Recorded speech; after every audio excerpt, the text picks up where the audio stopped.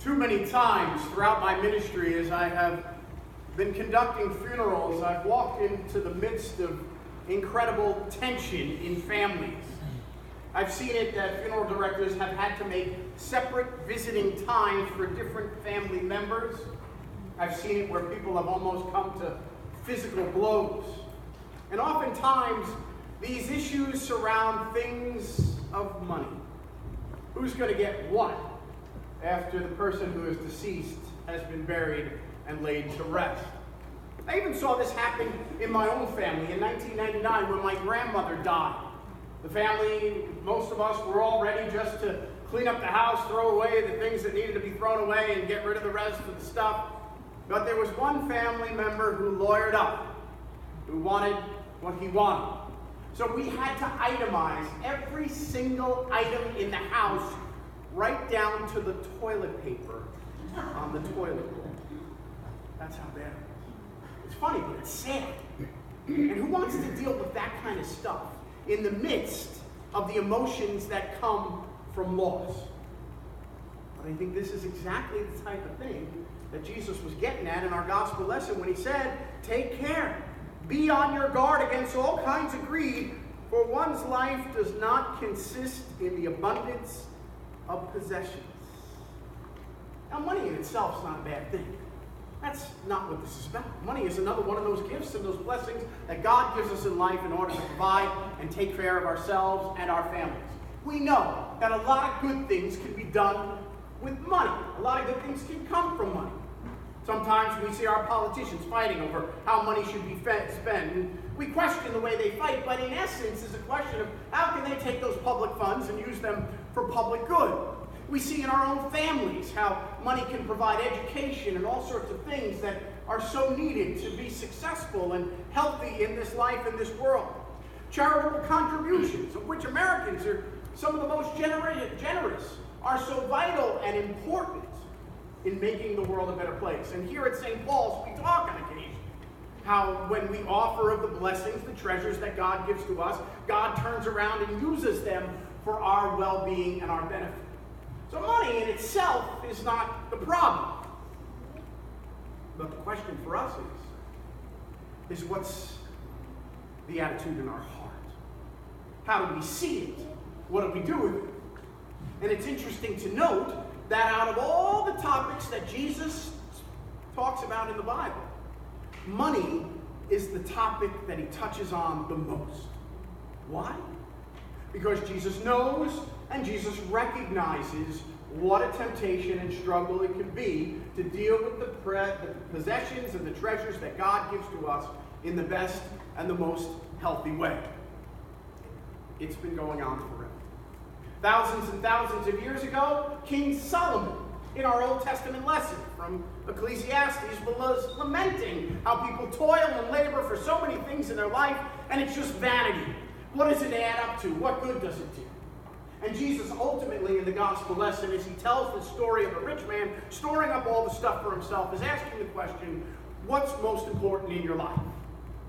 What matters the most when it comes down? And we may want to say, yeah, our lives are in order. We've got this in a good place. But then we hear over and over again of the struggles that people have with possessions. We know that hoarding is a big issue and a big problem with some people in the world. We hear stories. Several years ago, there was a man in an apartment in Manhattan who fell and broke his leg. It took the paramedics 2 days to clean a path as they were bagging garbage, over 50 bags of garbage, to finally get to him, that they could get him out of his apartment. There was another couple in San Francisco that could not sleep in their bed together at the same time. They had to take turns because of all the stuff that surrounded them in life. Now, maybe our lives aren't that bad, I hope. But how do we see the possessions in our lives? Are there times where things get out of whack? Do we find ourselves working 2 income houses or many different jobs and confusing wants with what we really need in our life? Have we sacrificed precious time with our loved ones to get stuff when maybe that time would have been spent better doing something different. Maybe the priorities in our life need to be looked at. So what does this mean? Is Jesus asking us just to give up on our treasures? Is he asking us to take a vow of poverty and give everything to God? No!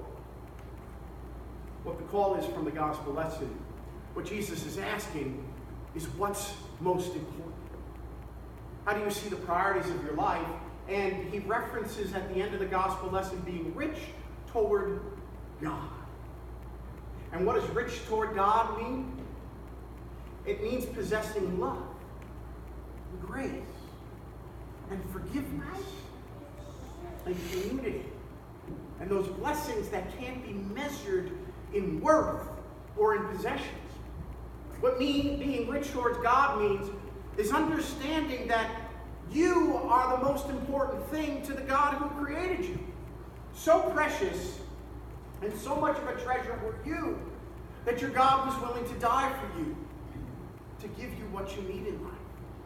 Understanding and knowing that changes our perspective, helps us to see the world in a different place, and helps us to put in the proper place all the things that surround us. Recently, the word BAE, B-A-E, has worked its way into our vocabulary today. It especially worked its way into our vocabulary in 2014 when Miley Cyrus and Pharrell released a song with this in the title. And from what I can research and understand, the word BAE is shorthand or an acronym for before anyone else. It's a term of endearment. It's like saying to somebody, you're my BAE, my before anyone else. It's one of those cute little relationship things. Well, when I hear it, I want to vomit. But it kind of makes a good point for our theme today, for our thoughts today. Who's your BAE? What's before anything and anyone else in your life? Where would you be in this story if Jesus was telling you? It's interesting how we measure worth in life, net worth. The value of 401ks, 403bs, the houses we live in, the cars that we drive, and all those things. But when it comes down to it, when all is said and done, and it's our funeral, and we're all going to get there one day, what are people going to be talking about? What are they going to remember us for? When the gifts of faith, when the presence of God is before anything and anyone else in our lives, we are rich. It helps us change our perspective. It helps us live more with less. And it truly helps us understand what matters in life. Amen.